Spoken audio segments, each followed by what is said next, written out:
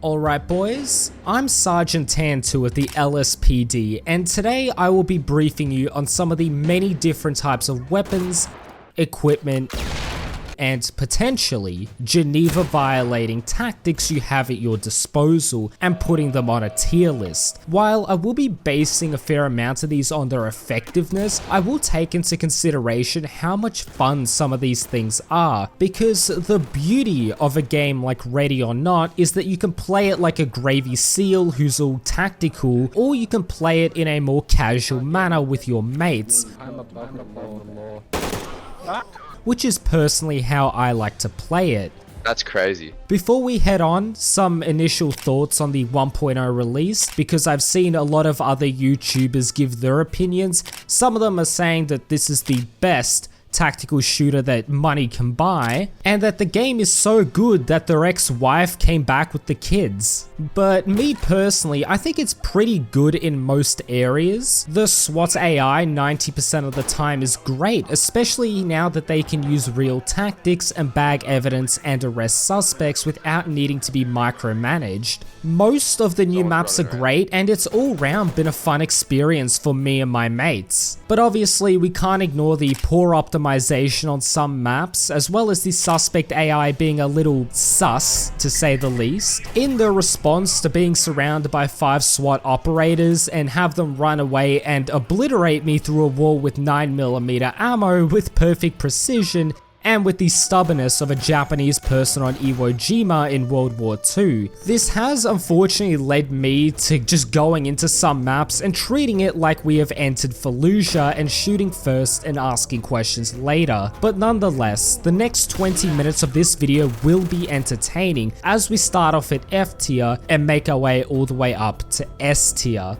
Let's get into it. 2, 1, go, go, go.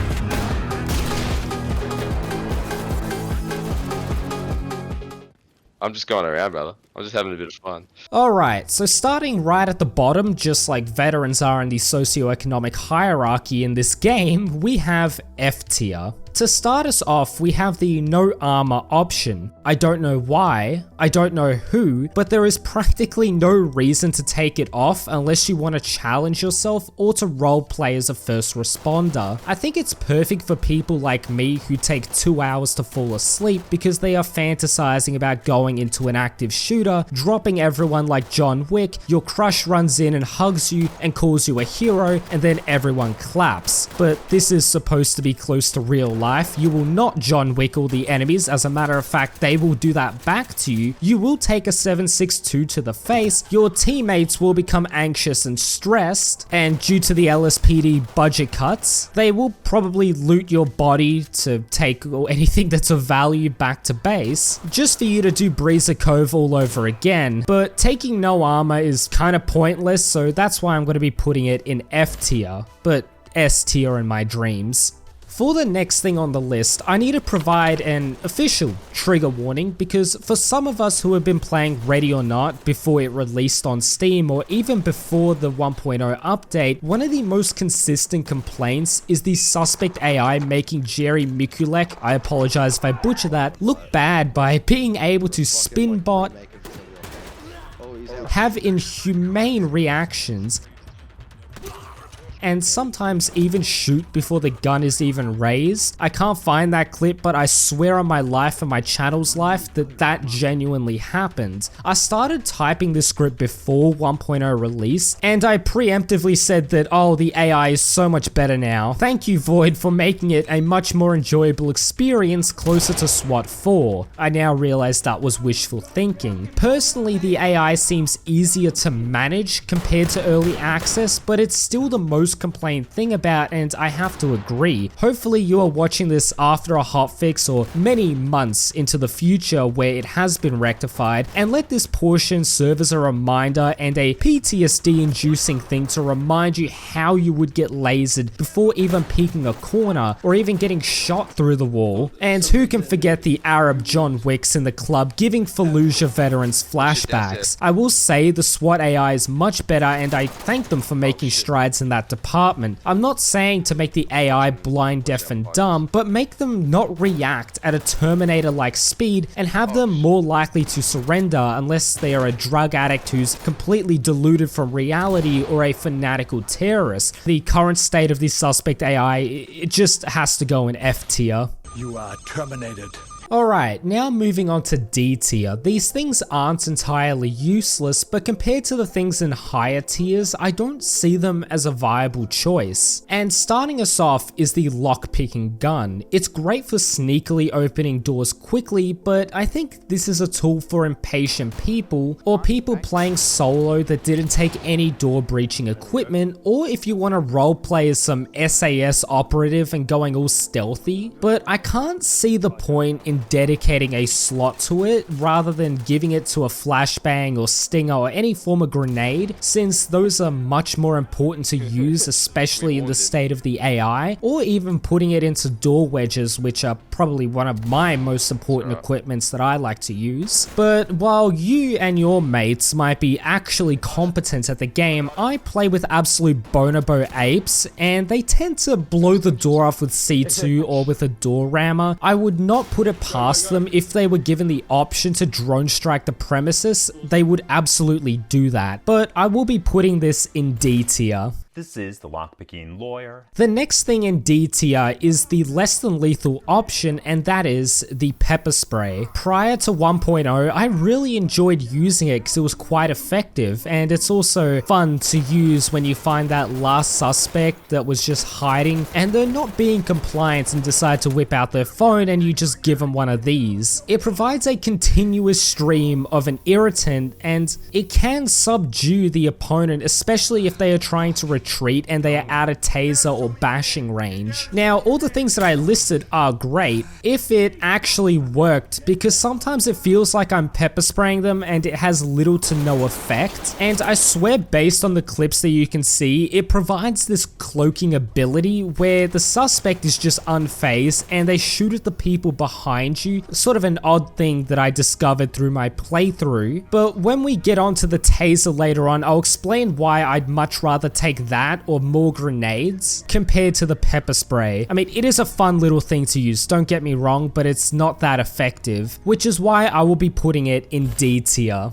Alright, moving up to C tier. These things have their uses and could absolutely be put higher, but the way I play the game, I personally don't see too much use for them. And starting us off is light armor, and armor as a whole is an essential thing, and when I see people in public lobbies without it, I wonder what goes through their head. But light armor is good. It provides excellent mobility and coupled with ceramic armor offers alright protection, but I don't personally choose this over heavy armor. The one advantage I see with light armor is that you can take more equipment, which on much larger maps could be absolutely beneficial, but I know you're probably sitting there saying, but Tantu, the enemies don't even hit the armored zone most of the time and somehow bend the bullets wanted style and hit you in the arms and hip. And to that I say, you're absolutely right, I do not have a counter argument, but I personally prefer to take heavy armor and with all the protection turned up to the max and running ceramic plates to ensure I'm protected from AR and pistol rounds. I can say light armor could be viable on maps you don't have a lot of decked out enemies like the gas station or crack house, since light armor allows you to sweep the area quicker, and paired with Kevlar you are much more mobile. But a lot of new players might not know this, but there is an unofficial sprint button and it's called low ready, and with heavy armor you're pretty mobile unless you use the steel plates, which I personally don't use. But light armor is C tier.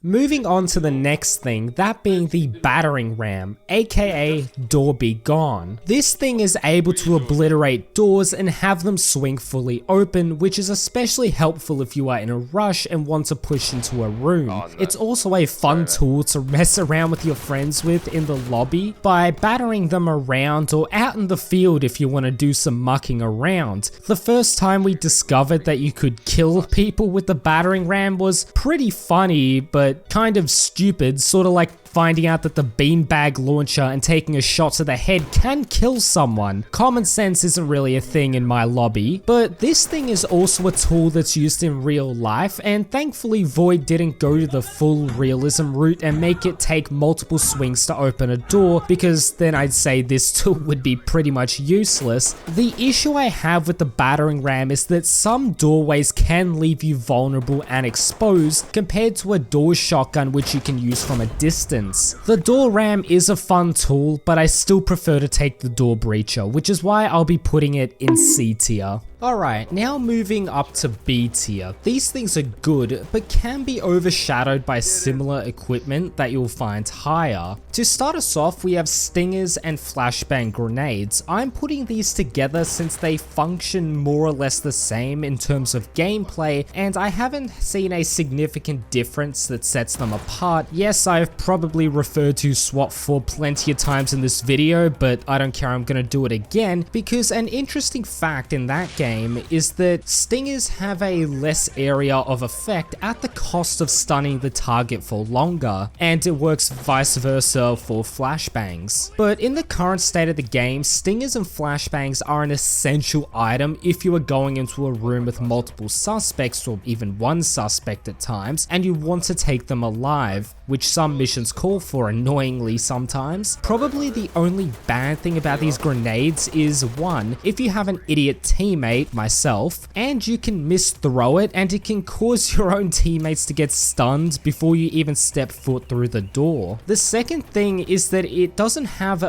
100% effectiveness, and what I mean is that if you throw it into a room and someone's hiding behind a wall, then it won't have any effect on them compared to gas grenades, which I think are much more effective. I will say though, with the modded content with the 9 bangs, that has to be one of my favorite pieces of equipment because it's just so violent and fun, and anything that's in that room is going to get absolutely annihilated. But compared to CS gas, stingers and flashbangs, either when they're thrown or through a launcher, they have a near instantaneous effect, causing you to rush in the room quickly and deal with the threats. Now, I'm putting these in B tier because CS gas is just better in my opinion, and also it doesn't have a 100% effective rate. Alright, the next thing on the list is night vision goggles. I will say they are really helpful on a fair amount of maps which are dark, and I like to think I'm all cool when I say over comms Bravo 6 going dark, but the reason why I've put them here is because they don't offer much facial protection, especially when fighting in the dark against suspects who for some reason have Kiroshi implants from Cyberpunk with night vision, which you can't even get in Cyberpunk. I don't even know how these crackheads got their hands on it, but I don't think it's no coincidence that both cities are called the City of Dreams. But one disadvantage of it is that the many times when I play in a public lobby and I say to the lobby, hey, let's use NVGs, there's that one bozo without a mic who uses a flashlight, which makes NVGs much harder since sometimes you just can't see shit with them. But honestly, compared to like the ballistic face shield or the gas mask, I can't really see a reason why I would personally take these, which is why I'll be putting them in B tier. Alright, moving on, the next thing on the list is the Taser. Before 1.0, I would have put this down in D tier since it used to take up a secondary slot, but has now thankfully been moved to the utilities section, which is a great change since almost every police officer in the world, and even our Australian equivalent of the SWAT team, has both a secondary, taser, and a primary. This thing is good for unleashing 50,000 volts into your target when they refuse to surrender. Civilian or suspect, it can vary, but it now fires 2 shots, allowing you to take out multiple targets at once within close proximity. Compared to the pepper spray, the taser has an instantaneous effect on its target and is effective in almost every situation you find yourself in. I know sometimes out there you will have mere seconds that can cost you and your squad's life, but peeking a corner in a small room or rushing someone who's just been flashbanged is a good strategy. There's also the times when you go to arrest a suspect and they get up and whip out a knife knife or a Glock out of the prison wallet, and you can just drop them instantaneously, allowing you to get those extra points for the arrest. But it is frustrating when the SWAT AI decides to unload a 7.62 multiple times through their chest just as you've stunned them. But when I play Ready or Not, I will always take the Taser as my equipment because it has saved me in so many situations, and that is why I'll be putting it in B tier.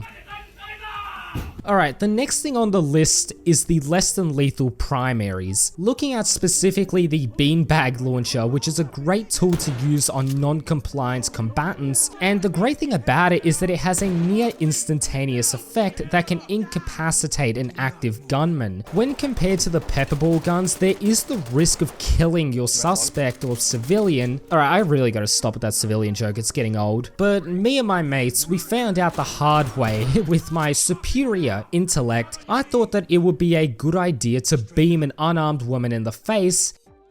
See, this is why.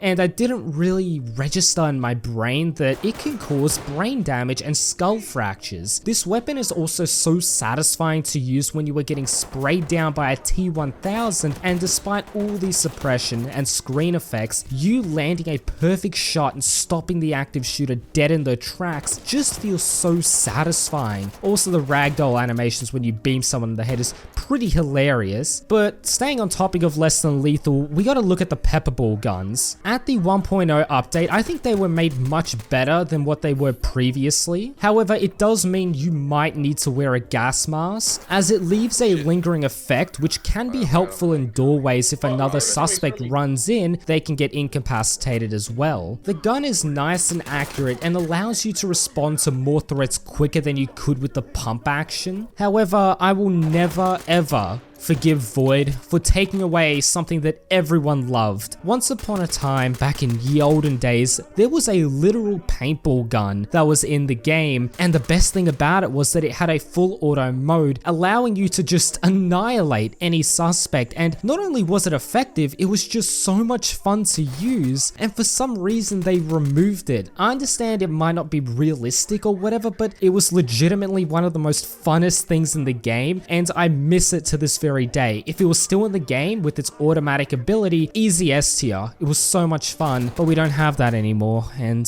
oh well, there's probably mods out there that can restore it. But as a whole, I don't really like the less than lethal gameplay style because we're SWAT. When the situation is out of the scope of a general duties officer and you send in SWAT, we are going to go in there full lethal and we're going to neutralize the targets, arrest who we need to do, and we're going to do it effectively. Because I mean, when I play with my mates, it's not fun just running around with the fucking paintball gun. We just want to shoot people. We love the animations and it's more satisfying and rewarding in our opinion. But the gameplay style isn't something I personally like, which is why I'm going to be putting it in B tier. Alright, the last thing that's going in B tier, and it is a controversial one, and just bear with me because I need to explain myself, and that is the door camera. Initially, I was going to put it in C tier, but to the people that I sent this script off to review and get their opinions on, they did say that, Tantu mate, you're gonna get absolutely abused in the comments if you put it in C. Put it in B at least. If it was up to me, I'd put it in F tier, which I will explain why. However, I'm gonna be putting it in B tier. Now, it's a tool that can look under most doors and around corners to pinpoint where suspects and civilians are to make breaching much easier, and that is exactly why I don't like it. I don't see the fun in getting up to every door, have a guy whip out the fucking metal detector looking thing each time, just sit around dick in hands waiting for them to say, oh, there's nothing in there, you can open it. But I will say, if you want to get the S score, it is a very, very important tool and possibly one of the best tools that you have to have. But the way I play the game, I prefer the anxiety, the fear that looms over you as you don't know what's on the other side of the door, and when you breach it, it could be absolutely chaos or it could be nothing,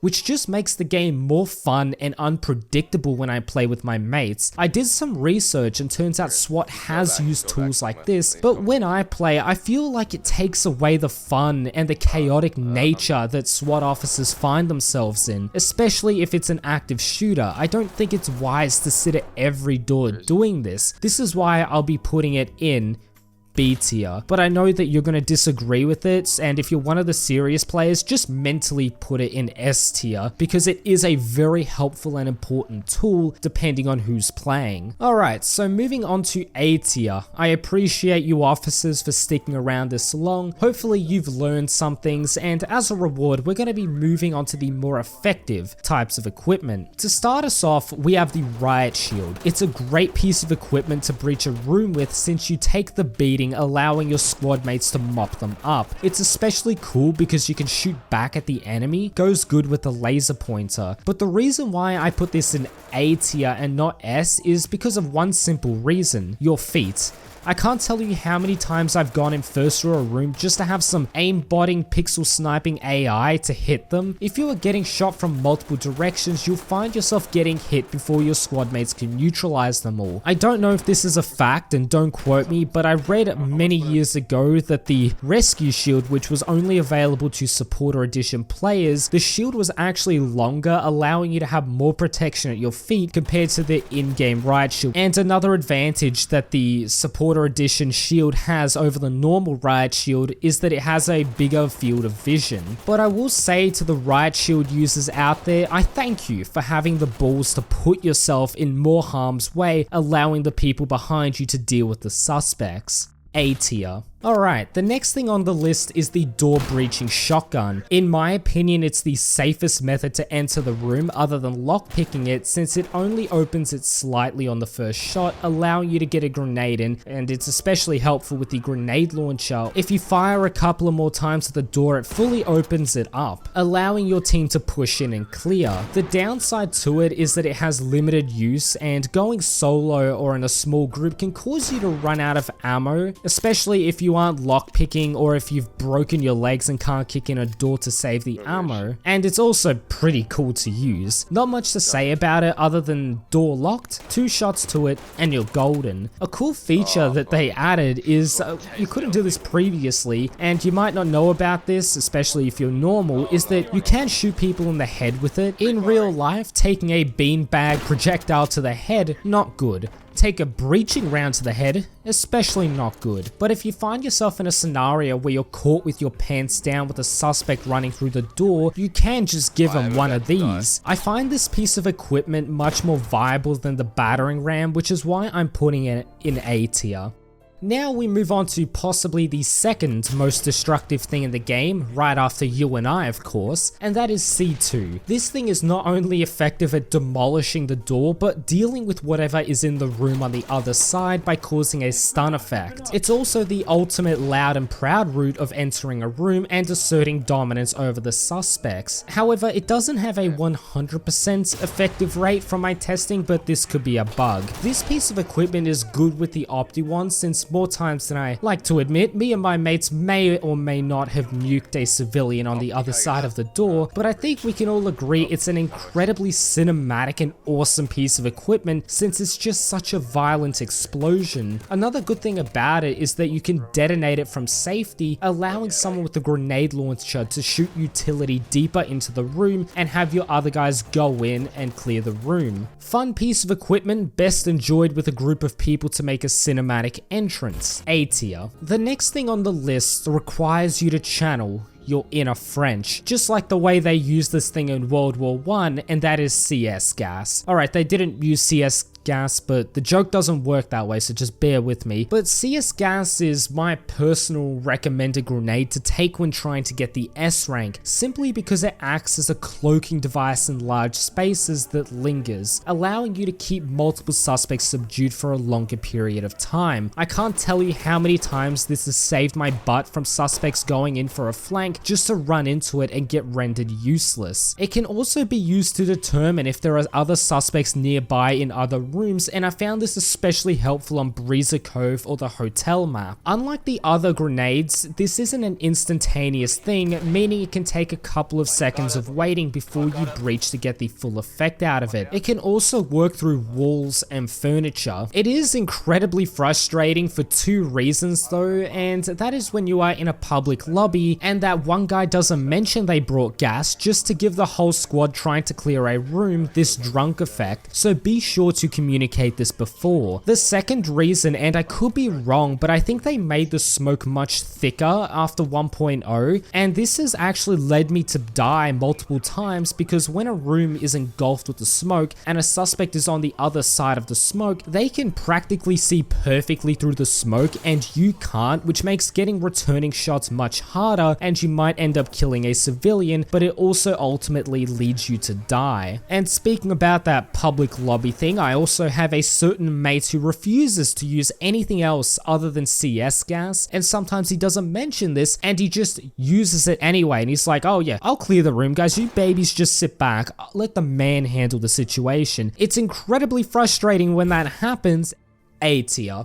Alright officer, now we have the good stuff. The things in this tier are highly effective at neutralizing and subduing suspects and civilians, and I wouldn't personally take anything else except for these things. To start us off, a bit of a debate. Some people will say the door camera is the biggest and best piece of equipment, but for me it is door wedges, and I feel like it often gets overlooked, and the reason why they are S tier is because it can give you a massive advantage in map control. As an officer, you should always have control of the situation, and this tool definitely helps by blocking potential flanking paths the AI can take, but it also allows you to control the flow you take in clearing out a map, in the sense that you can box in suspects in one area, allowing you to clear out other parts of the map without needing to worry too much about flanking. This is especially helpful if you are playing solo, as it prevents enemies from popping out of doorways, ruining the 30 minutes you've already spent on the map. It's also very good because any veteran player will tell you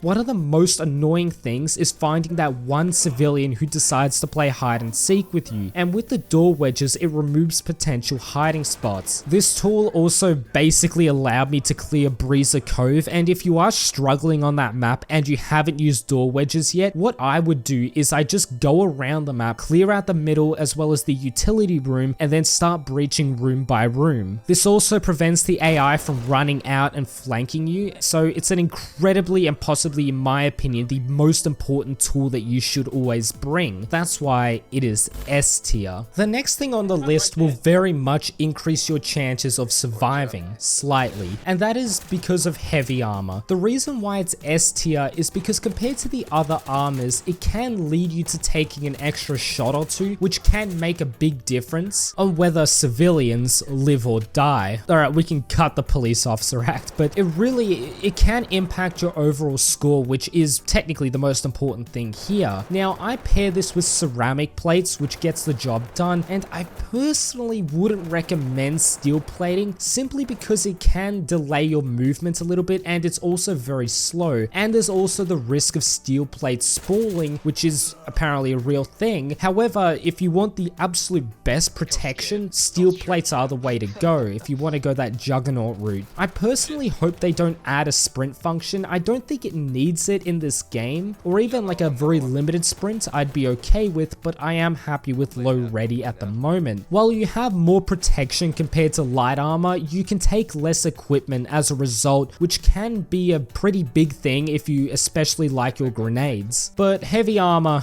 easy S tier for me. Alright, the next thing on the list is one thing that many players, including myself, are thankful for, and that is modded content. You've got ones that people will say are essential, others that add in new content from the past, and others that make me hope I never meet the people that download these. Modded content can ensure that a game can live on for years by allowing players to have a near endless stream of new content that can be fiction or non-fiction, and I'd say it's a reason why a game like Hearts of Iron 4 sees as many players as it does, since they have their own separate communities dedicated to certain mods, which has a bit of point of controversy for the game, but the only bad thing is a lot of mods use mod.io, which makes no sense since I don't think there is any plans to make the game on console. I could be wrong. One of the biggest mods at the moment is the No Crack AI, which makes the AI much more manageable, but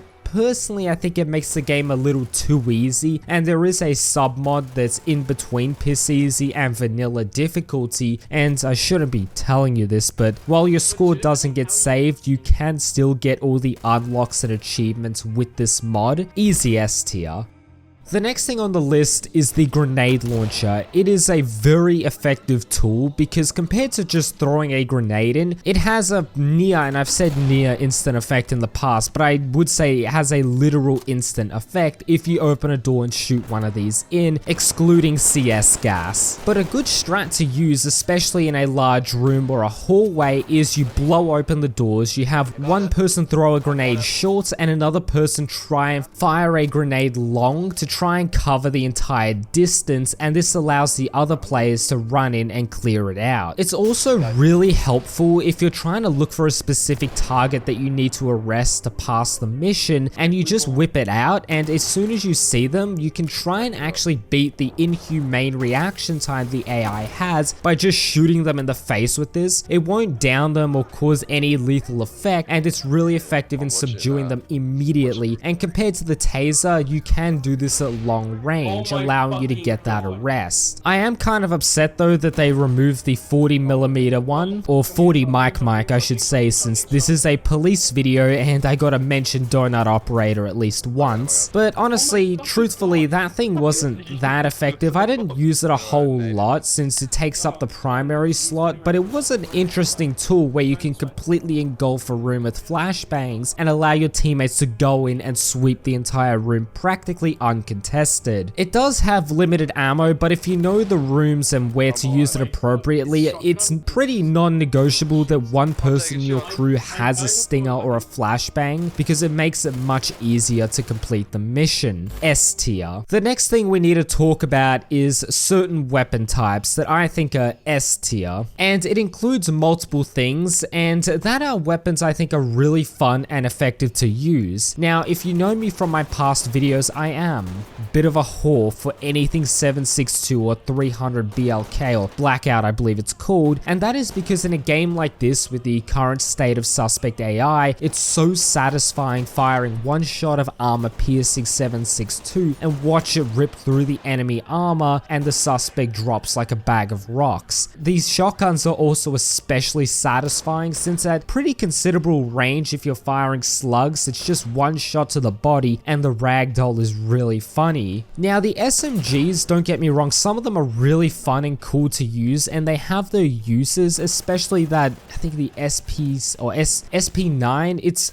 practically a PPSH with its rate of fire and the fact that it can annihilate anything in close quarters, but there's just something so satisfying about the SA58 and the Elva and the fact that you can feel pretty confident in knowing just one tap to the body, majority of the times it'll down the suspect. And you also don't drain through your ammo as quickly as if you were to use a submachine gun. But in the current state of the game, anything 7.62 or is a shotgun is an instant pleasurable thing to use in my opinion, and that is why I'm going to be putting it in S tier. But gentlemen, we have completed the tier list. I hope you've learned a couple of things from it, and I hope you enjoyed it most of all, since these are my favorite kinds of videos to make and edit, and I would really appreciate a like and subscribe if you want to see more future content like this. And I also want you to click on the video that is on screen because I know you'll enjoy it, and I always say that at the end of the video, even though it's not a specific video you'll like because I just set it automatically to recommend what you might like. But nonetheless, I hope you enjoyed today's video and I will catch you guys in the next video. Peace. KIA, one KIA. I got a shooter, we got an active shooter, All units be